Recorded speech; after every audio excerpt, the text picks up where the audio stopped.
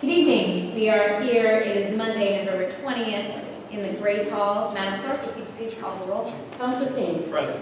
Councilor Crowe. Present. Councilor Vaughn. Present. Councilor Finn. Present. Councilor Harris. Present. Councilor LaForest. Councilor Leeang. Present. Councilor Calmucci. Present. President Hughes. Present.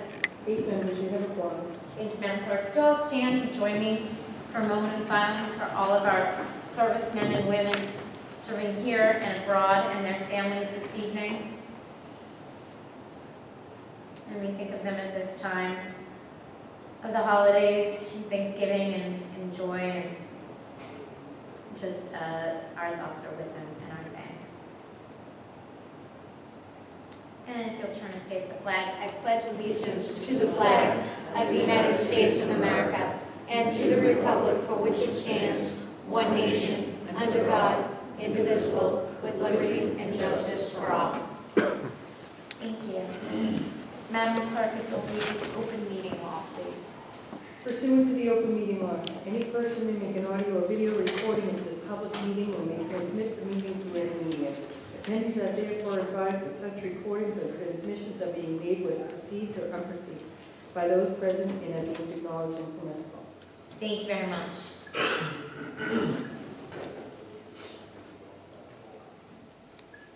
Madam Clerk, if you'll begin with the agenda.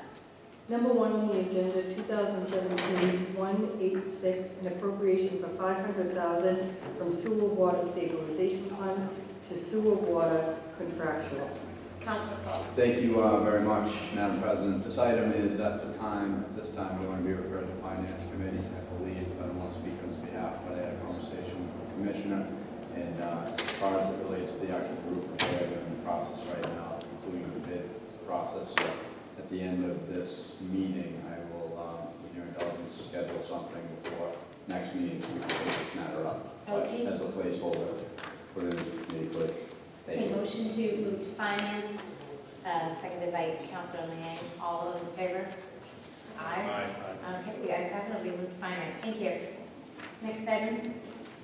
Next item is number 2 on the agenda, 2017-187, an ordinance amending municipal code Title 5 by deleting Section 5, second-hand motor vehicle dealers, and replace it with Section 5.4, used car dealers and motor 2 license. Thank you very much. Yes, Councilor Calmucci. Yes, this is something I've been working on with both the mayor's office and especially the clerk, who's done a tremendous amount of work. I want to thank her for help in putting this together. But this is, for me as a ward councilor, it's been a long-standing issue with used car dealers who exceed their license allowances. So this, or the same with repair licenses. So in an enforcement effort to keep, some of these businesses are like residential neighborhoods, and I mean, I won't name the particular businesses, but I have businesses that block the entire sidewalk in front of their establishment because they don't have enough room between the used cars they're selling and or the repairs that they're making in their own property. I don't think that was ever the intention when someone licensed them to be at that location. I had another particular business that blocks an entire residential side street that residents have to back out and go around because they literally do repairs in the street when their lot is full. So what this would do is create a new regulation scheme by which used car dealers and Motor 2 license, folks holding Motor 2 licenses would need to have a set number of vehicles that are allowed on their lot for either used car dealers, used car sales, or for repairs based on the square footage of their lot. And this would put in place an application procedure, a review by the licensing board, and things along those lines, which would, currently we don't have much in place. Some folks have licenses, some folks go so far back that the use of the property has been in such a way for so long that they were never granted a number. So this would put in place something that creates some accountability for these types of businesses. And obviously the goal here isn't to hurt any business, but to make sure that they're operating within their space limitations for a particular area. So I'd encourage councilors to read it. I would love to be able to pass this this year. I know we're short on time. If that doesn't happen, you know, I would reintroduce it in the next session. But at this time, I would just ask that it be referred to ordinance and oversight. Okay, motion to refer to ordinance by Councilman Calhoun, seconded by Councilor Liang. I just want to say that I think that this is an important one for us all to take a look at. There's definitely some people in the Wollaston area who are deeply affected by this, and this is one of those problems as a ward councilor that is never seems to get solved, always seems to be, you know, a problem you try to manage, but it's not one that we ever seem to be able to solve. So if this helps in that direction, I think it's a good start. So we'll refer that to ordinance and oversight. All those in favor? All right. Great. Thank you. Next, Councilor, Madam Clerk, next item. Number 3 on the agenda, 2016-176, an order acceptance of Mass General Law, Chapter 59, Section 5K, property tax liability reduced in exchange for volunteer services, person over age of 60. Councilor Calhoun. Yes, this is an ordinance that I introduced some time ago. What this would do is there's a state law that allows, I think the city calls it the SWAP program. And it's essentially folks, senior citizens or folks over the age of 60 who want to volunteer. They can reduce their personal or their property tax liability by volunteering with the city. It's an active program with the city. What this does is updates the maximum allowable amount under state law. I forget what the amount is that we offer now, but this would increase it to $1,500 in any given tax year. Obviously, the purpose of this is to make sure folks who are seniors in our community aren't priced out of their homes due to increasing property taxes. So this is one measure, I think, that could go towards helping seniors reduce their tax liability, especially seniors who are, you know, still active and able to come and volunteer in the city. These folks have a lot to offer. We can put them in Mr. Walker's office. I'm sure they can straighten him out. But I think this makes sense. I would ask. I guess what I'll do is I'll move for approval. Yes, move approval. Okay, motion to approve with Councilor Calhoun. Is there a second? Okay, seconded by Councilor Finn on the motion. Okay, Councilor Crowe. Thank you, Madam President, Councilor. I just want to commend you for taking a look at this. As you know, personally, I spend a lot of my time not only representing, but in close contact with the senior community, particularly down in Ward 2.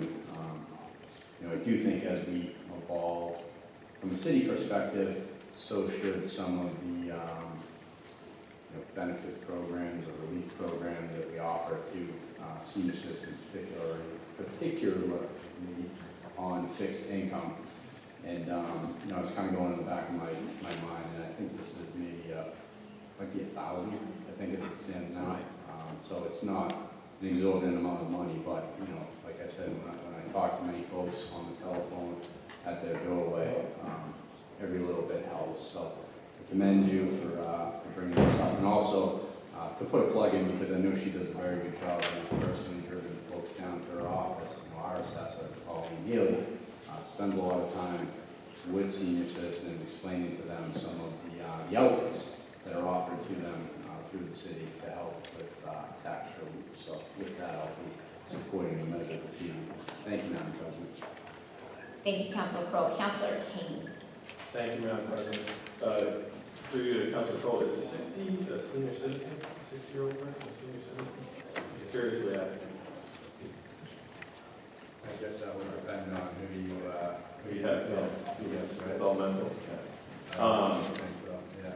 This is very interesting. I very much support this. I'm just curious, what's the rate of exchange? So how much volunteer time do you need? What does that equate to $1,500? Beats the hell out of me. Should we add that? I mean, Well, I mean, I No, think it's prescribed in the. it's prescribed. In the So law. I don't know the law. So, Yeah. but what is that? We could Google it. I don't know it off the top of my head. Like 1 Clerk hour reports, per? I'll look it up now. Okay. More than minimum wage, I would assume. Okay, just curious, it just says, you know, It you might not be. get up to 1,500 of a reduction in real estate tax, I want to know how much time that equals.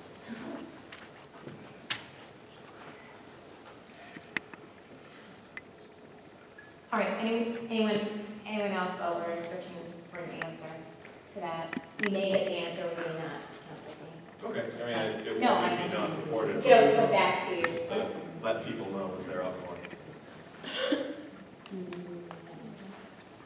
All right, anyone else? All right, so this motion to approve has been made and seconded. I know Councilor King has a question, do you want to hold it until we No, get that answer? don't hold it up, it's a good thing, just want to know what the exchange is. Okay, This is all right, a well, give we and will take. get that offline Yeah. too, if not during the session then later.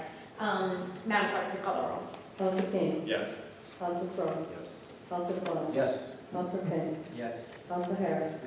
Council Leeang. Yes. Council Calhoun. Yes. President Hughes. Yes. 8 members, it passes. Thank you.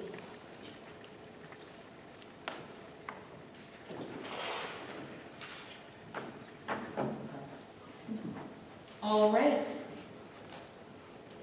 Next item, Madam Clerk. Next item on the agenda is number 4, 2016-1277, order of acceptance of Mass General Law, Chapter 59, Section 5C and half, additional real estate exemption for taxpayers who are granted personal exemption. Councilor Pelletier. Thank you. This is a measure I introduced with Councilor at-large Leang. There's a theme tonight about taxes. I'm not sure if people are sensing it, but so this particular one, again, it's a state law that allows this, and what it does is it provides an additional real estate exemption for taxpayers who are granted personal exemptions. So things or folks who can receive personal exemptions are blind people, veterans, surviving spouses of veterans, and seniors. What this would do is provide the additional exemption of up to 100% of that personal exemption. So, Councilor Kane, for instance, if someone was receiving the senior personal exemption, that would be $500. They're all a little bit different. That would be $500. The disabled veterans personal exemption ranges from $400 to $1,500, depending on, I think it's actually the level of disability that somebody perhaps received in their service. And then the personal exemption for blind individuals is $500. So this would put in place into Quincy Code what is already a state law and allow that 100% of the tax of that personal exemption come off the tax bill. Okay. And I would move approval. Okay, motion to approve, Councilor Pelletier, seconded by Councilor Leang. On the motion, Councilor Leang. Thank you, Madam President. I just want to thank my colleague, Councilor Pelletier, for introducing this and for looking into additional ways that we can help alleviate the burden on homeowners here in the city. I know that the city is growing exponentially, and we have new renters and new homeowners alike that are coming into the city. And as we are continuing to grow, we do want to make sure that we are shifting the burden off of these residents so that they can find ways to stay here in the city. And I think that being creative and thinking outside the box and finding what's available to apply it to residents here in the city is a great thing that we should be working on and doing. So I fully support this, and I hope that my colleagues will support this as well. Thank you. Thank you, Councilor Leang. Anyone else wishing to speak? Anyone? All right. Madam Clerk, you call the roll. Council King. Yes. Council Crowe. Yes. Council DeBon. Yes. Council Finn. Yes. Council Harris. Yes. Council Leeang. Yes. Council Calhoun. Yes. President Hughes. Yes. 8 members, passes. Thank you, Madam. And next on the agenda is number 5, 2017-125, a homeowner petition, an act authorizing the city of Quincy to classify as commercial property apartment buildings having more than 50. Okay, Councilor Pelletier. Thank you. This is the last measure this evening that I've introduced, but this I introduced, again, co-sponsoring with Councilor Leang. This is a proposal, essentially the goal of this proposal is to ease the tax burden on the residents of Quincy. This particular measure would treat the largest apartment buildings in our city as businesses, which I believe they fundamentally are. We're talking about apartment buildings with 100, 200, or even 300 apartments in it. The minimum is 50, but the collection of apartment buildings goes up to 300. What's surprising to most residents, I believe, is that those big buildings are taxed the same way that folks who own and live in a single-family home are taxed. Nearly every one of them, of those big apartment buildings, are owned by a corporation, and yet they're paying the same tax rate as a single-family home owner. They are clearly different, in my opinion, and that creates an unfair system, I believe, which I seek to address through this legislation. These big apartment complexes are businesses, they're corporate businesses, and they should be taxed the same as every other business in the city of Quincy, whether it's a barber shop, a funeral home, or a retail establishment. They all pay their fair share. Just because the business happens to be real estate or residential apartments, they're paying a reduced rate. We're talking about, if anyone was curious, we're talking about approximately 40 properties out of nearly 15,000 properties citywide that will come into play under this proposal. This affects just 40 of mostly corporate-owned, high-density apartment buildings. And by raising the tax rate and taxing them, not even raising the rate, but applying the existing commercial tax rate to these 40 buildings, we generate nearly $12 million in additional revenue. And under separate legislation that I offered in December, this was a resolution and passed by the entire City Council. That was 2017-128, which was a resolve creating a residential exemption, which one of the speakers earlier tonight at the public hearing had referenced. That's the point here, is that we create a residential exemption, and rather than raise taxes on other homeowners, we fund the residential tax exemption with applying the commercial tax rate to these 40 large apartment buildings. We could then afford, without any change in our current budget or any change in tax rates other than applying the commercial tax rate to these 40 buildings, we could afford to implement a residential exemption for Quincy residents. So here's what that means, right? If you live in Quincy and you own your home, whether it's a single family, whether it's a two-family, a three-family, or a condo, you would get a tax break. We could take the $12 million from those 40 buildings paying their fair share and use it to fund a tax cut for every single owner resident in the city of Quincy. And this would lower, I mean, this is my math, so, you know, that's the caveat. I'm a lawyer, and there's a reason I'm a lawyer and not anything having to do with math. But this would lower people's tax bills using the $12 million amount by about $800 each. That would be $800 less for Quincy residential taxpayers. Every single one, $800. We're talking about a huge tax break for Quincy resident taxpayers. To me, this is a no-brainer. And this is all about, I feel strongly, but this is all about telling seniors who are on fixed incomes with their everyday expenses on the rise, it's telling those seniors, we aren't going to let you be priced out of Quincy. We're not going to allow you to be taxed out of your home. And the same to our middle class and low-income families. Their money is better spent on their families, and this would give them an extra $800 to do so. This is a tax measure, but it's more than that because it's about reflecting the values of our city into our tax code. This puts our neighborhoods first, this puts families first, and it puts Quincy people first. It puts Quincy people before the large apartment development. And it's, again, in my opinion, it's about time that residents got a benefit from all of the development, all the high-density development, and not just the headaches like deteriorating roads or added traffic conditions and congestion across the city. Now, I know that the mayor said he won't sign this, even if the council passes it, which makes our votes, in a practical sense, meaningless. But I'm going to move this tonight. I'm going to vote yes, because I respectfully disagree with the mayor. I think that this is good fiscal policy that will have a positive effect on residents and the city as a whole.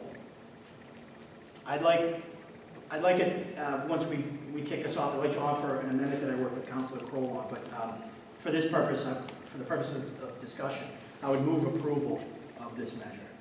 Okay, so motion approved by Councilor Calmucci, seconded by Councilor Harris.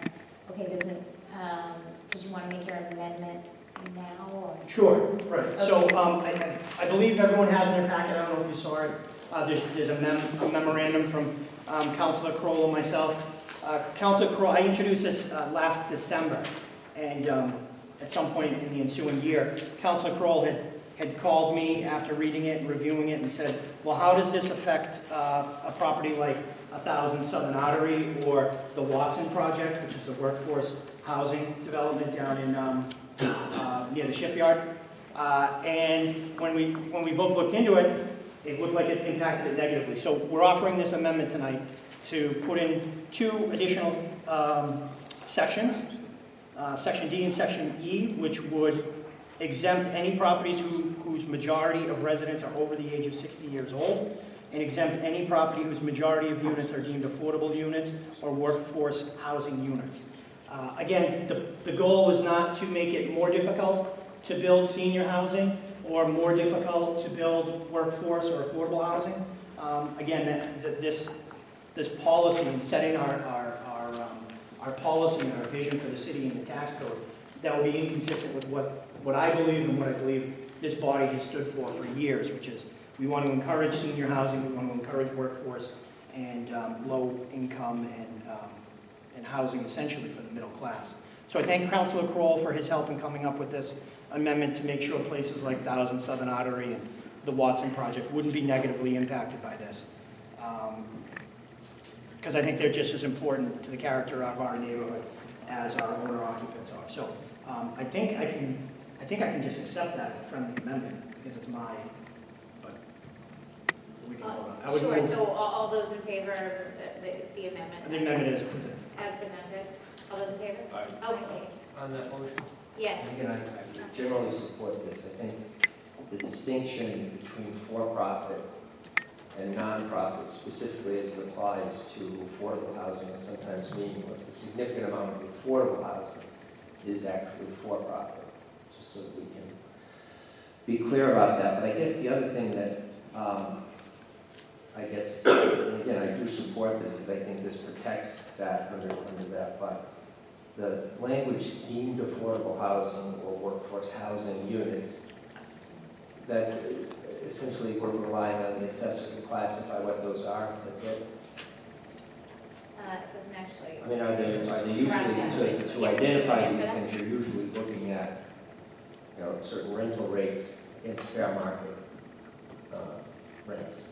Right, I'd be happy to speak to that. So my thinking on this was that the assessor would be able to apply a standard, come up with rules and regulations for how the assessor would deem a property to be majority seniors or majority affordable, rather than us trying to put in something in place that says some sort of standard. Because this is a home rule petition, it'd be very difficult to change as conditions change and incomes change. So the thought was have the assessor be the regulator of that, and by imposing reasonable policies and procedures, she'd be able to be more flexible with those determinations. Great. And this would only apply to for-profit. The entire measure only applies to for-profit. So it wouldn't apply to non-profit. And then the for-profit affordable or workforce housing would still be excluded. So again, I think I agree with you that, Well, there's significant amounts of senior buildings that are essentially for-profit. which is fine, right? But they're under Which is fine. We would still exempt them, because I think the thinking there is whether they're for-profit or whether they're non-profit, if they're catering to these certain residents, we want to encourage that. We don't want to, or more, we don't want to discourage that by whacking them with the commercial tax rate. So I think that would actually, one of the things the mayor had said is he thinks this would have a chilling effect on development. Again, I respectfully disagree. I think this would have a chilling effect of development of market rate units I think it would probably encourage affordable workforce and senior housing developments because they would have financial tax implications in a more favorable tax climate in the city to develop those projects. Okay, thank you. So is there, so we vote on Council Calhoun's amendment? It already passed. Okay, great. It has, point of order, we are going to vote on this amendment, correct? Yes. You just did. So, I don't think we did actually, did we? She said all, you said all those in favor, but Councilor Finn did say, if I could speak to that, I wasn't sure if he was speaking to the Well, I want to be on amendment or record that, Yeah, I don't think we did vote on it yet, but if you can, sorry, go ahead, Councilor Finn. no, I just really want to be on record to support the amendment. Okay, great. So, we'll take a roll call then for the amendment. Let's just do that. Yeah, great. Okay. Madam Clerk? Kane. Yes. Counselor Crowe. Yes. Counselor DeBon. Yes. Counselor Finn. Yes. Counselor Harris. Yes. Counselor Leeang. Yes. Counselor Calhoun. Yes. President Hughes. Yes. 8 members and the amendment. Thank you very much. All right, now we'll turn to the order as amended. Anyone wishing to be heard? Councilor Harris. Thank you, Madam President. I want to commend my 2 colleagues that put this forward, Council Calhoun and Council Yang. And the amendment to Councilor Crowe for helping with the amendment, because I certainly didn't want to get a cold in my sock at 1007 Artery when I visit my mother on Christmas Day. But I'm not sure we're going to be able to help with that. Is it the only time you visit her building? no, there was St. Patrick's Day.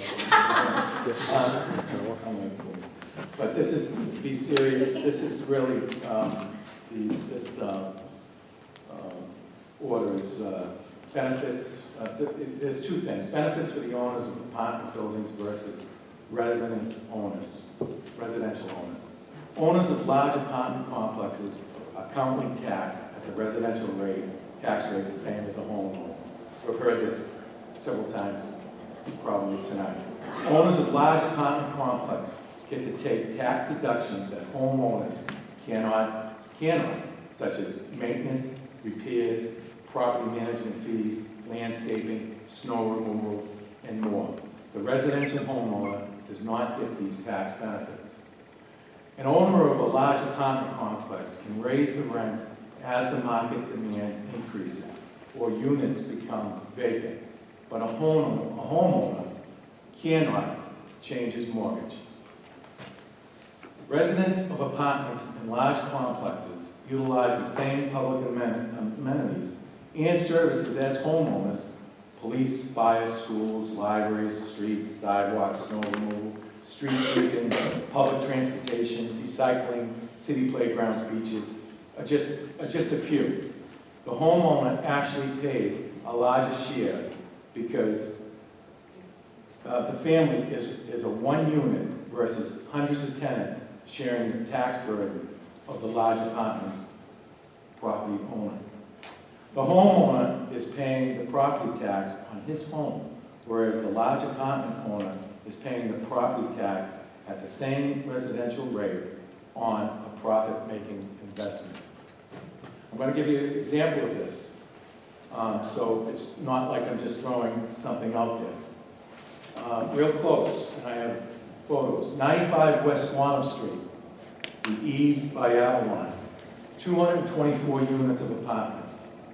In 2017, the assessment is $28,736,800. Taxed at the residential rate, the tax bill is $407,245, or $1,817 per unit per year. Now, the Twin, which is right next to it at 115 West Squantum Street, Sagamore Place, there's 212 condominiums. Same building as the 95 West Squantum Street apartments, only converted to condos years ago. Same unit layouts, studio, 1 or 2 bedrooms, balconies, and parking. The average approximated property tax bill for the condos is $3,600 to $4,000 per unit, plus or minus. Where is the fairness in the taxation of these two approximately identical buildings when the business for profit owner gets to pay about half for each rental unit of the yearly property tax? The residential condo owner pays twice as much. Property taxes generated here are approximately $750,000 versus $407,000 at 95 West Squantum Street Apartments. And it's real simple. I drive by it several times a day. I have photos if somebody wants to see it. But 95 West Squantum Street, again, $407,000 of property tax bills compared to the homeowner, the person who invested in the city, $750,000 in property tax revenue. With that being said, I also wish that there was an amendment that people who invest in Quincy, that live in Quincy, should get a break if they have invested. But when you have folks that live, that own properties that, as I just mentioned, that are out of Virginia, out of California, out of New Hampshire, folks that I've had to deal with, I think that I support 100% this order because what's right is right. Thank you. Thank you, Councilor Harris. Councilor DeBona, I think, wants to speak next. All right, thank you, Madam President. I want to thank Councilor Palmucci, Councilor Liang, Councilor Crowe with this amendment. Just to elaborate a little bit on the amendment, section 1D is helping any residents over the age of 60 years old, and E, the majority units deemed affordable housing or workforce housing units by the assessor. These are very important amendments to this order home rule petition.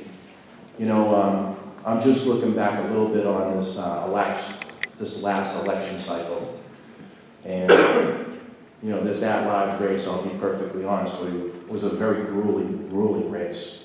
5 strong candidates going at it for 3 seats. Actually, there was 7, and went to 6, and then 6. You have 5 strong, viable candidates working to get to 3 elected seats. Grueling election cycle. And the things that were said in those debates, the things that were said in those candidate nights, was the city council wasn't getting things done. The city council just wasn't getting results. And right out of that gate, after the election, Councilor Palmucci comes in with order number 3, order number 4, order number 5, tax reliefs to citizens of the city. Things that are very important out there. What's really important to me also in this is, I used to hear it at all the doors, why are you continuing to have more of these apartment buildings going into the city of Quincy? Why are you continuously letting them build these? Well, maybe this home rule petition may deter future developers to do more than 50 units in the city if they have to do it at a commercial rate. That makes sense to me. That's getting some results. That's putting something from the city council level and saying, listen, if you want to come in and build 50 more units, you're going to pay this commercial rate. I really like that, Councilor Palmucci. It kind of gets me a little bit excited. And Councilor Kroll next to me going, having fun up here? Yes, I am. Absolutely. After what we just went through out there in the city of Quincy, knocking on all those doors, going to people's doorsteps. And let me tell you something, at these doorsteps, at these porches, a lot of people won't say certain information to you until they get to the porch.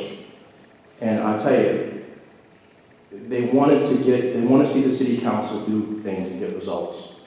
And I'm looking over at Councilor Palmucci, and right out of this election puts these orders on. He says, let's get to the table, let's get some things done. You know, we really need to take a final look at the traffic concerns, our roads, our infrastructure improvements, and things that we do here tonight. The vote that we take here tonight can affect that. If it deters a lot of these apartment buildings that come in, you probably have less traffic problems. Until we get to a stage where we actually take care of those issues that has happened over the last few years. And since I've been out there for the last 5 years, because I was out there since February of 2013, the element and the people and their issues and their concerns have changed over the years. They're looking for a city council to get things and get results. This is moving the city forward. These are orders, these are home rule petitions that are very important for the future of our city. So with that being said, and all this excitement from this last few, 7 months, I come back to the city council and I see very important matters coming in front of us. Very important decisions that we're going to make. And this puts us into another element. This is important for the city. This is important to the taxpayers, the people. They want to see us put this into action. I saw a lot of folks come up here tonight talk about what they also have gone through in here as well. And I'm going to be in full support of this, Councilor Kamuchi and Councilor Leanne. I just feel that it's important that we as a council work together. We as a council work with the mayor and the administration on issues. And I think this is important to move this forward and see where it goes from here. So I will be in full support for this tonight. Thank you. Councilor King. Thank you, Madam President. This is a very interesting discussion to have. I don't think it's as cut and dried as this proposal that we have in front of us. It's very nice to say that we could potentially have $12 million of additional revenue coming in. I'd love to know, Councilor Palmucci, how you calculated that number. Through you, Madam President. Okay. Councilor Calhoun, do you want to answer that? You don't. Sure. I had every building that has 50 or more units pulled. The number is 43 units. I took the assessed value, and then I applied the commercial rate to their fiscal year 2017 value. And I have a comparison between what they currently pay under the residential rate and what they pay under the commercial rate. The combined 43 properties pay $11.9 million under the residential rate, and they would pay $24 million under the commercial rate. So that's where I get the $12 million, which is 24 minus roughly 12. Got it. Okay. And then the $800 you're saying that you're going to put into everyone's pocket is an average? That is based on the number of single-family homes in the city, which not all single-family homes are owner-occupied. We actually don't keep, is my understanding, we don't keep statistics on owner-occupied. It certainly doesn't affect the tax rate now, so we don't have a statistic. So that was an educated guess based on, or an educated assumption based on the total number of single-family homes. So we just took literally the total number of single-family homes in the city and divided it by 12 million. Yeah. So you're going to get, some of those single-family homes won't be owner-occupied, they'll actually be rented out. But then you're also going to have other properties like a two-family, which isn't a single-family home, but an owner-occupier does live there, so that would come in. So that's why I said it's approximately, it actually works out to nearly $900, but I figured to be conservative, I'd go down to the 800 and say approximately 800. Yeah, you sound like Paul Ryan, you telling everyone you're going to have another $1,000 in their pocket. That's right. Very difficult road to walk. Chicken in every pot. Yeah, right. And I do have an additional question. Do you have examples of other cities or towns that have implemented similar measures? And No one else in Massachusetts has ever done this. That's why have we you need looked it. outside? I understand it. So in Massachusetts, my understanding is that this is currently not legal. It's actually, that's why we have to go through this sort of home rule petition process. So have you looked anywhere else to see what My measure understanding like this has done to an economy, to some of these, future development, et cetera? I can't answer the question as to what it's done to the economy, but other states, it's my understanding other states have done this, like Arizona, Phoenix, Arizona has something similar. What it's done in terms of the development, I don't have any either, statistical data or even, one-off stories as to what's been done. But it's not, it's unique in Massachusetts, not unique in the country. I'd just be curious to know, what this would actually do to the current plans that are in place, especially in the downtown area, and other places where, terms to certain agreements have already been negotiated, and people have decided to make an investment in Quincy at large, based on certain assumptions that they've made, which, did not include, this piece of information that would be changing. And that's a dramatic change. This discussion goes in many different layers and sides. Because I hear people talking about affordable housing and comparing what I kind of see as apples to oranges, because I think that sometimes you can look at a single-family home and that is aspirational for a lot of people, but a lot of people can't afford single-family homes, especially in Quincy. And this actually wouldn't change that, right? Not applying it to the homes where there's a majority senior population, as well as it's for affordable housing, that's great for a certain segment, but it's not going to affect the population at large. What this also lacks, and I don't know if you'd be willing to add, is guaranteeing relief. There's no guarantee that any residential homeowner would see relief from this. All this is saying is that somebody else who would develop a project would be charged at a higher tax rate, therefore paying more in the long run. But there's nothing that's saying, well, if we're going to have $12 million more in the coffer, where is that going? Should we put that into a special account labeled residential exemption? And thereby it goes to that. We've had many debates about extra money coming through, but I do agree with one of the residents that came up earlier. It is about spending. The budget can keep growing because there's more money coming in, and it doesn't mean that it's going to go back in the pocket. So I don't know if we're willing to have another amendment to this, but on the other side, and I hate to sound negative or defeatist, but this isn't going anywhere either. And the disappointing part is that we haven't even engaged in a discussion with the mayor about this, and to come out before and announce such a thing is a different story. But I think it is definitely worthy of discussion and more thought and analysis. So on its face value, I do support this, but I think it lacks that one step, which is the either guaranteeing or prescribing some sort of relief, or if we create a parallel amendment that would allow that revenue to go into another fund, and then obviously support on the next level to take it to the state.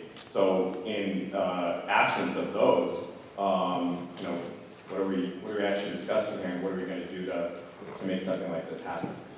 Thank you, Madam President. Okay. I'm sorry. So thank you, Councilor Kane. I appreciate the sentiment and the thoughtful consideration. There were three things I wanted to address in what you said, and I'm losing my train of thought on all three of them. So the first one, I can give you a Palmucci guarantee. That's about it in terms of guarantee. But I will tell you, I introduced 4 measures in December of 2016, after or before we set the last tax rate, to address the tax issue, right? Which I think we're all mostly of the same opinion here on this. And so this has been pending in committee for nearly a year at this point.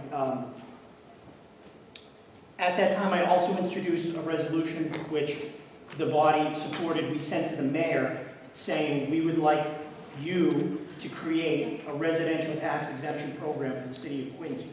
And when I introduced the measures, I had said they're complementary.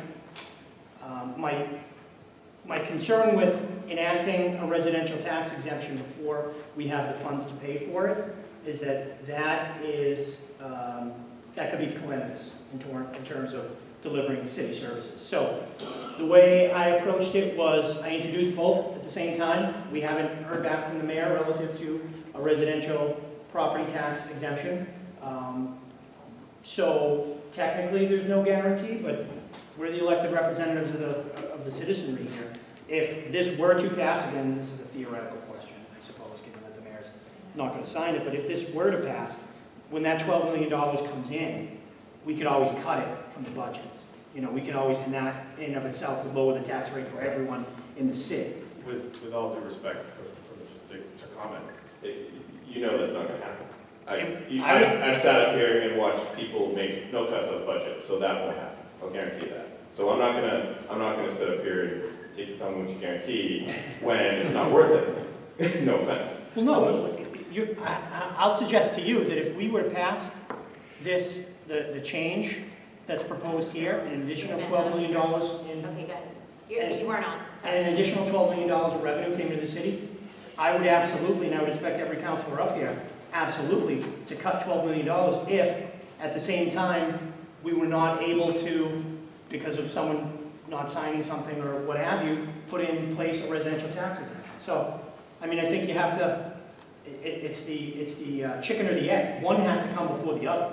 Well, Right. I You mean, I disagree with that. I mean, it's kind of like developing a building alongside developing a garage. You pursue parallel paths. Like that's how things work. If you know one didn't, you could get rid of it on the other side. But I mean, it's just I'm not on the other side of you. I'm just having a debate with you about the realities of making this happen. Because it is a very thoughtful concept. I mean, this is something that people need and they should have. You know, I mean. There's a lot of development that we could be seeing increased revenues from, and this is an innovative idea to see that. But if we can't realize it, then what are we doing? I believe we But can. it just sounds nice. No, I believe we can though, because it only takes 2 meetings to pass a residential property tax exemption. Okay? We cannot do this, what we're proposing here, alone. This needs to go, we could pass it in 2 meetings. It's been a year, but technically we could pass it tonight, and then it goes to the legislature. So you can't do them at the same time because they're on far different legislative courses. So if this didn't pass, my fear is that there would be dire financial consequences if we pass a residential tax exemption without coming up with a way to pay for it. Okay, that's fine. So it's the chicken before the egg, or egg before the chicken, however you That's want to not term the it. biggest problem. The biggest problem is that this is going nowhere. Yeah, I'm not thrilled about that either. Yeah. Okay, good. Anyone else wishing to be heard? Yes, I'm sorry, I can't first, but I would go to Councilor Kroll. No, you're on, Councilor Kroll. Yes, this is an interesting one, for sure. You know, I came in here tonight with a pretty open mind. And I appreciate everyone kind of taking the time to share their sentiment. And Councilor Excitable next to me, I appreciate that as well. No problem. But yeah, I mean, it is rather interesting. I mean, the amendment piece, and I know some folks have kind of made mention to it.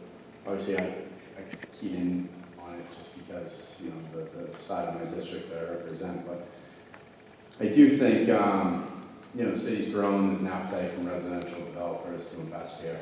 To take a rocket scientist to figure that out. And I do also realize and recognize that there is a significant amount of need for certain types of housing. You know, mainly in my mind, more workforce type, you know, working class families type housing, quite honestly. And 55 or 60 plus senior living community, I see that every single day. You know, baby boomers approaching retirement and coming to that sort of cross section of what's the next decision. So, you know, and I appreciate the spirit of the message as it pertains to what's being presented here this evening. I don't think it's as, you know, cut and dry as maybe, you know, it does on the surface. And, you know, my mind, and I heard it here shared a couple of times. I mean, when we consider, right, and it's always one of the least pleasurable experiences when we start talking about the tax rate, right? Doesn't come in here skipping technically, but the reality of the situation is this: every single year we sit in deliberation of the fiscal year budget.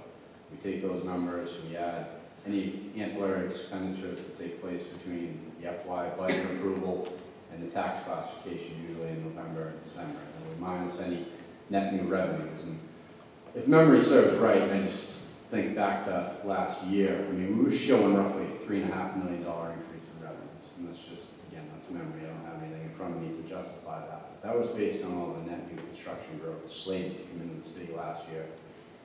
And I would have to think that that number has increased quite a bit since, because some of these, larger buildings are online, paying taxes into the coffers. And I do agree, it's more than justified to put ourselves in a position to help the folks predominantly who have been here when there wasn't a huge residential appetite to build these large residential buildings. Just how do we get there, right? So it is sort of an interesting legislative set of gymnastics, because the reality is, this proposal has to pass multiple chambers in order to be enacted. But again, I do think, and I heard it here, shared, that it's good to have these conversations and creatively try to think through things, but where the rubber really meets the road, again, is that, the budget time and, all the stuff that we look at from a spending perspective in between. So, it's very interesting, for sure. Thank you, Madam President. Doing business as Council Joker. I have to fill in for a very quick moment. Is there anyone else wishing to be heard on the motion? Okay, well, again, I'm going to take the privilege from the chair, I guess, because I would like to comment a little bit on this. First off, and again, my honorable at-large colleague, Councilor DeBona, I want to make something very clear, specifically to the credit of the honorable Ward 4 Councilor Brian Palucci. He did not exactly come rushing in at this after election. This is something, quite honestly, that he's been working on for a significant amount of time, and again, quite thoughtfully, I might add. So I really want to make that distinction for everybody that this is something. There's often an impression the council isn't doing anything, but in reality, the council does a lot more sometimes than people see. Having said that, I think most people know how I feel about housing, and again, the importance of developing it. And in my mind, from the beginning, particularly with the economic development, specifically as it relates to the downtown, and I think to other areas it should be more planned, quite honestly, than it is. But the premise around it has always been around focusing around mixed use. And so I think by making some of these distinctions, you do so at great risk between commercial and residential. Specifically to the point that I think Councilor Kane made after the fact in many cases of properties that have been developed to this point in time. I know there's some question saying that this doesn't get passed on to tenants. In reality, it does get passed on to tenants. And that rents, as they're established, the so-called fair market rent oftentimes does not really direct how what particular people get for their specific units. So again, personally, we're trying to create a law that doesn't exist in order to pass this. And yet I do believe, going to the testimony of Mr. Stamos, we actually do have existing law around the residential exemption that's certainly worthy of looking at, specifically at a time when we're experiencing incredible growth, residential and hopefully further along, commercial as well. So I want to be clear, although I support the amendment, I think that does go a long way to clear up some of my objections, I can't support. And thanks to the President, she has to put me up here to say this, but I will not be supporting the measure. So with that, do we have anyone else? Chair recognizes Mr. Walker from the Mayor's office. Through you, Mr. President, I appreciate the indulgence of the chair and the body to allow our office to elaborate just a little bit briefly on the issues at hand that we believe.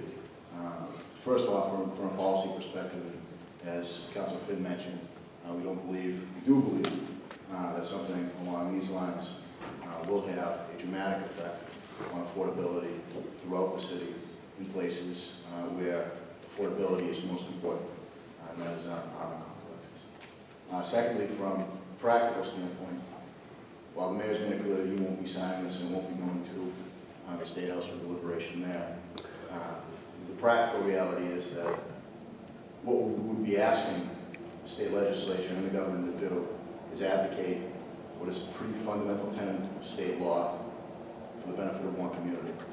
And it's just not happening. The DOR is going to weigh in, the Senate and the House, their legal counsels weigh in.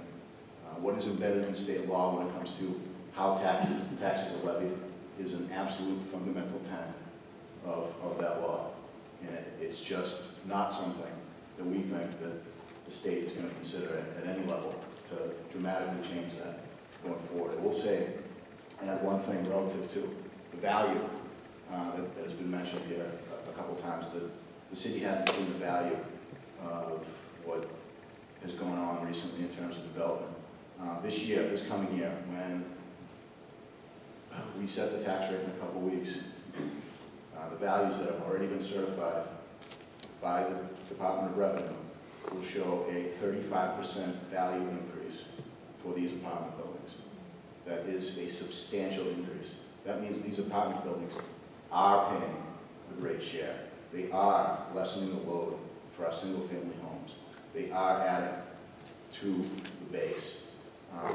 Single-family homes have seen that same sort of value increase for the last 3 or 4 years. That has since stabilized. Commercial growth is now up a little bit. So in the coming weeks, when we do set the tax rate, we are going to see the real impact of what this growth has been in the city of Quincy the last several years, and that is the 35% value growth in these apartment complexes. Thank you, Madam President.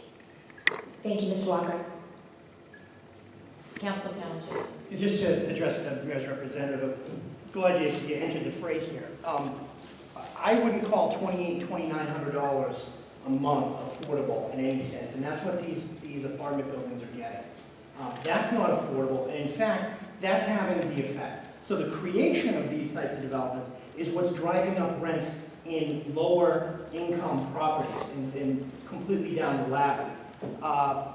I find it just shocking, actually, to hear the mayor's representative state that, quote, affordability is most appropriate in large apartment buildings, end quote, when it's been this administration's policy for years to not include any affordability in the downtown development, where we're trading land to developers who aren't including affordability in its most appropriate place, which is near the MBTA stations, which is in a urban center. That's where affordable housing belongs. So it's interesting to me that now the mantle of affordability is being picked up when for so long it was an afterthought when it came to the development and the redevelopment of downtown. And I want to ask you respectfully through you, Madam President, Mr. Walker, does the mayor support implementing a residential exemption now? Separate and apart from this, would the mayor support a residential tax exemption so we can cut taxes for resident property owners in the city of Quincy? Can't speak to that at this moment. I'm sorry. I cannot speak to that. Okay. In terms of the value going up by 35%, that's fine for next year, but as these projects have been coming online over the past several years, traffic has increased dramatically. I mean, I'm not telling you anything you don't know. I've stood next to you at community meetings when folks yell at the two of us about it. These are real issues. I think they're just generally yelling at you. Right, well, that's why I have you there to deflect. You know, the roads are in bad need of repair, and the 35% value will go towards next year. I would suggest that part of the reason why the values are going up is because there's a favorable tax climate because they're not paying their fair share, so developers from out of state, and I'll give you the list. I mean, it's South Lake, Texas, Phoenix, Arizona, Chicago, Illinois, Atlanta, Georgia, Arlington, Virginia, Adventura, Florida, Charlestown, South Carolina, Portland, Oregon. These are where these 43 property owners are from. They're all corporations. They're all out of state, and they're investing in Massachusetts because there is a market differential here where the tax climate is favorable for residential real estate investment. I don't think it changes to such a degree as something like this passes, whereby folks wouldn't develop in the city of Quincy or the state of Massachusetts. I think, in fact, what has been discussed tonight and theorized that what would actually, in fact, occur is if you keep the tax favorability geared towards affordable, moderate workforce housing and senior housing, you would see the development of more of those type of units, which I would suggest are most appropriate for the city. So I thank you for weighing in. Look forward to hearing your response to the question when you find out more information as to whether or not the mayor supports a residential tax exemption now. Thank you. Thank you, Councilor Calhoun. Thank you, Councilor Calhoun. Anyone else that should be heard? Anyone? All right, Madam Clerk. So just a clarification. We need a motion, I think, to pass as amended from Councilor Calhoun. Okay, so moved. Seconded by Councilor Yang. On the motion, Madam Clerk. Council Kane. Present. Council Crowe. Council Vaughn. Yes. Council Finn. No. Council Harris. Yes. Council Leeang. Yes. Council Calhoun. Yes. President Hughes. No. 5 members. Doesn't pass. It doesn't. No, it's six. Six. Okay. All right, thank you. Next item, Madam Clerk. Next item on the agenda is number 6, 2017-28, a gift for $750 from Twin Rivers Technology Manufacturing Corp. to DF. Councilor Crowe. Thank you very much, Madam President. Madam Clerk, if we could just send a letter acknowledging the gift with that move approval. Thank you. Motion approved by Councilor Kroll, seconded by Councilor Vaughn. All right. On the motion, Madam Clerk? Council King. Yes. Council Crowe. Yes. Council Vaughn. Yes. Council Finn. Yes. Council Harris. Council Leeang. Yes. Council Calhoun. Yes. President Hughes. Yes. 8 members. Passes. Is that all right? Okay. Yes. Councilor. Yes, Councilor Calhoun. Could I inquire through you to the clerk as to why the last vote failed with only 5 members? It not being a zoning change, I don't know why it would need 2/3. Yeah. It's a home rule petition, it's a simple majority. Is what I understand.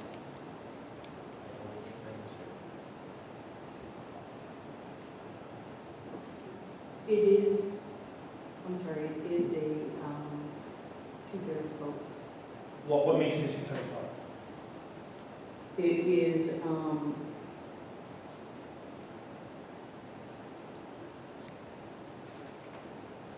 My understanding was the only things that require a 2/3 vote would be changing to the zoning. I'm sorry, I believe the home rule petition made it a 2/3 vote for it to pass. Do you want to ask the solicitor? If you- Okay. All right. So, Janet Peckin is here from the solicitor's office.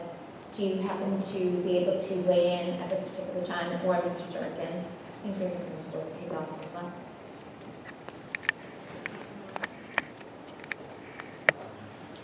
Could I just interject here while we're waiting to see who's parking?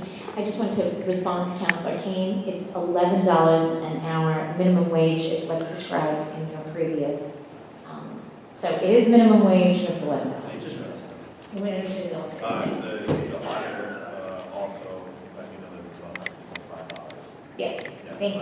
$125 of volunteer time for $1,500 tax payment, just to be clear. Great. Well, commercial break while we're waiting for this. I just want to inform people. Yes, Mr. Durkin. I'm not certain as to this answer. When I came here tonight, I was under the assumption that it required a simple majority vote. Okay.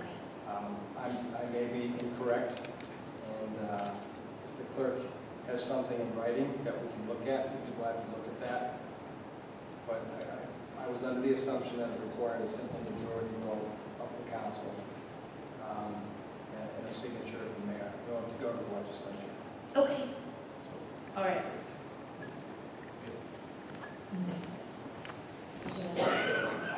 It was my understanding that it was a two-thirds vote. I would be happy to relook at it. And So technically, you're a parliamentarian. So technically, your determination rules, whether you're right or wrong. And I don't know for certain. So perhaps, and I don't even know if this is legal, but perhaps you could not enter the motion as having failed just or five passed members. until we verify at the next meeting, and you can simply add it as an old business, and then you can tell us. Or would it be better if you say it doesn't pass? No.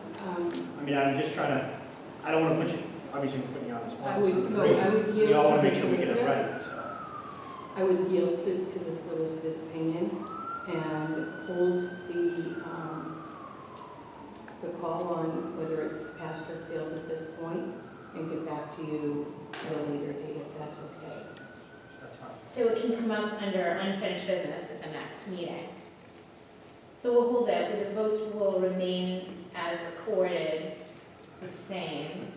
And then possibly, now, I actually have to ask another question. So essentially, we're going to table the announcement by the clerk of whether or not the motion passes. The votes will remain the same. She will announce it under old business at the next meeting. Right, I understand that. I just want to make sure that we're clear when Councilor LaForest returns at the next meeting that she is not allowed to vote. Is that true? This is the problem here with tabling it till the next meeting, is if she's in attendance, and she... They're It not depends on how gonna she's going to vote, but They're not, they're not asking to be voted. Okay, all right, good. No, I just want to be clear with everyone that she is not, that she's prohibited from voting. So the count won't change, it's just the call. Okay. Excuse me, Madam President, through you. The other question would be the vote on being present. So we do have a couple of questions here, so I would feel better. we changed that rule though. To that goes towards the, Right. Present vote is a vote, and it goes towards the majority required. If it's a majority, whatever the number is, it comes into play. A present vote isn't, we changed the rules after we had this happen like 4 years ago, but a present vote counts as a vote. It's not a non-vote. I believe is what the rule says. Sure. Okay. okay, so we will put it on for unfinished business at the next meeting. We'll leave everything as recorded, votes as recorded, and we'll save the call for the next meeting. Do we need a motion for that? No. That's the call of the clerk. Yes? Okay? All right, here we go. Great. Next, we have the approval of previous meeting minutes. Before you have the November 13th, 2017 meeting minutes. Without objection, all those in favor of approving the meeting minutes, say aye. Aye. Aye. Okay, great. All those against? You guys have it. Thank you. Communications and reports from the mayor, other city officers, and city boards. Any? None. Okay. Unfinished business from the preceding meeting. None. Okay. Next week we will have that item, which I don't think we've ever had unfinished business at any meeting ever. This is great. This is great. Changing it up. Reports of committees. Any? Seeing none. Okay. Presentations of petitions, memorials, or remonstrance. Anyone? Motions, orders, and resolutions. All right, I actually do have an order which is before you this evening. I have passed out. It doesn't have. Okay. All right, so it will get an order and number this evening. Madam Clerk, do you want to read it in? Be it ordained by the City Council that the Quincy Municipal Code is hereby amended as follows. In Title 17 zoning, Section 8.4, Plan of Community Development District is hereby amended as follows. So I'll waive the the reading.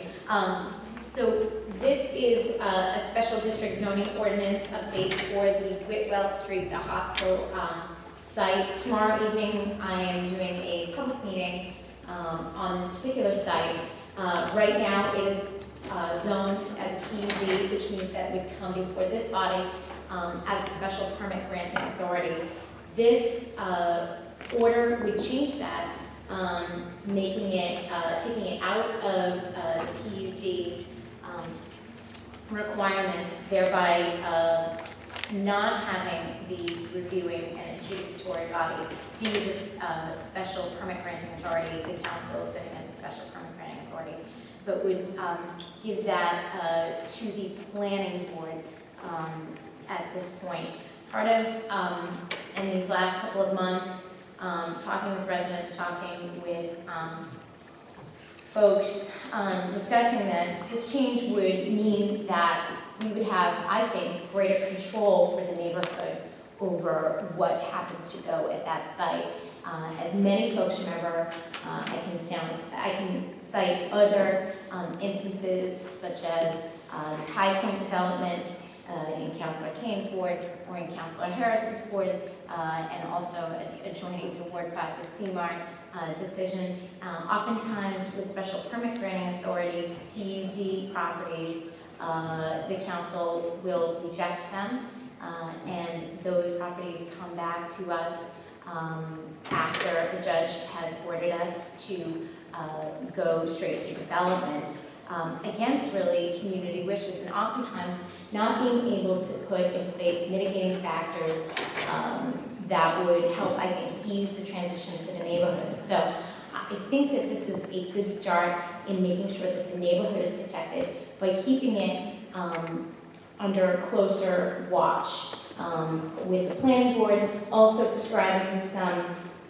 requirements in terms of the number of stories that would be allowed at the site, open space percentage, and I think this would help to ensure that the right development goes at the Whitwell Street property. Again, I realize that this is not on the agenda for this evening, that this is being put in front of you, but I'm asking for a point of personal privilege that you allow this. I'm not looking for a vote on this evening, but that we get the ball rolling and send it to committee. So I'd be looking for it to go to the ordinance committee, a referral to the ordinance committee. And again, I think that this is a way to protect the neighborhood by keeping that site in a more watchful, a more closely held development scheme, and making sure that what goes there is something that's going to be right for the neighborhood and right for the city.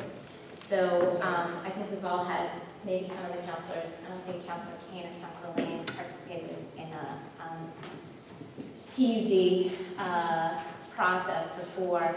I think, again, this isn't the time, but I know Councilor Paolucci and myself had introduced something to take that completely out of the council's purview. I just, it's a cumbersome, difficult process that asks folks who are supposed to be advocates for the neighbors and the neighborhood to not be such. And I just think that it's not a great use of the council. But this particular site, I think it's hugely important that we take as much control and get what's appropriate there. So I'd be looking to send this to committee. Sorry. Okay. Motion made and seconded. All those in favor? Aye. Great. The ayes have it. It will move to committee. Thank you. Okay, scheduling of committee meetings and public hearings. Again, our next city council meeting is Monday, December 4th. We have 4 public hearings starting at 6:30 on the 4th. Anyone else wishing to? Yes, Councilor Crowe, you want to schedule a meeting? 4 public hearings, Yes. so kick off at 6:30, Mm-hmm. and that'll take us right up till 7:30. Yeah, because one of them is on the tax classification. So I think that's probably. Right. Do I have Commissioner Grazioso's request regarding the roof installation. Are you gonna be ready to roll on that? 4th? Yes. Bids out, so. Right, I mean, I would foresee, you know what, we can meet at 6:25, open it, and then go into your public hearing and bring it back, council meeting. That work? Yeah. So it'll be properly advertised. Yes. 6:15. Okay. So 6:25 for the Finance Go committee. into recess, and then come back. do the public hearings and then come back. You don't want to just put it on the council agenda? Same committee, so technically, I mean, typically when it's Can we still put it out? We could put it out on the agenda. procedurally, though. Mhm. Yeah. Yeah, that'd be fine with me. Okay. Procedurally, it's good. I think you have more people here than 16. Right. No, yeah. Yeah. So if we have to change it, we can put that up there. Fine. Okay. All right. Yes, Councilor Bowman. Thank you, Madam President. So through you to maybe the mayor's representative or whomever this is what is the particular reason why we took the property tax classification off the agenda for today? What was the main reason for that? Council, if you do remember, in years past, it's always been that first, second week of December that we've had all our ducks in a row from the state in terms of certifications. We thought, because things are moving pretty smoothly, that we might be able to squeeze that number and get that, all of our certifications value-wise, get free cash certified, all those things from DOR straight before Thanksgiving. So we sort of a calculated gamble to schedule the hearing, and with the expectation that we would have everything straightened away with our colleagues at the state government. Unfortunately, we don't have everything that we need right now to set a tax rate, which again is not unusual from year to year. We were a little bit early this year, but we do anticipate being ready to go on the floor. I remember last year we were under the gun to try to get that tax rate in, and we couldn't move that to another meeting. Let's just foresee there's a big snowstorm out there, 30 inches, and we can't come to this meeting on the 4th, and we have to come on the 18th. Is that allowable? Sure. Yeah, and there's also We You could get set a- another there's meeting also date. 3 weeks between that, Yeah. between the 4th and We the would 8th. set another meeting date. So let's just see hypothetically, could you have voted on it on the 18th of December, or is that too late? No, you can vote on that. You can't. I think last time it was by the 30th, we needed to. Yeah. Okay. We would rather, The in bills the have to be 4th. out by The the 4th is 30th. great. The bills have to be on by the 30th. I just wanted to get clarification, that's all, because I remember last year we were under some time frame where we had to get this in and we had to vote on it right away, so that's the only reason why I asked. So we're okay? Yeah. Okay. Okay. Thank you. Thank you. Thank you. All right, so again, Monday, December 4th, December 18th, we have the council meeting. Yes, I'm going to yield the rest of my time to City Clerk Nicole Crispo. Madam Clerk. Thank you. This is in regards to 2017-125 as amended, and after further review, the measure does pass with a vote of 5. Okay, Thank great. you. Thank you. All right, then we can take it off for unfinished business for next week. All right, thank you. Anything further for the good of the order? Nothing. Oh, wait a minute, I can't believe I forgot to say happy Thanksgiving to everyone. Oh, shucks. Well, please, everyone have a wonderful Thanksgiving. Don't forget the parade on Sunday. And what? Tree lighting on Friday night. The trifecta, the Santa drop on Saturday. Let's hope he's safe. That's great. And yes, Councilor Calmucci, did you have something else? Okay, motion to adjourn. All those in favor, aye. Great, thank you. Happy Thanksgiving, everybody. That's okay.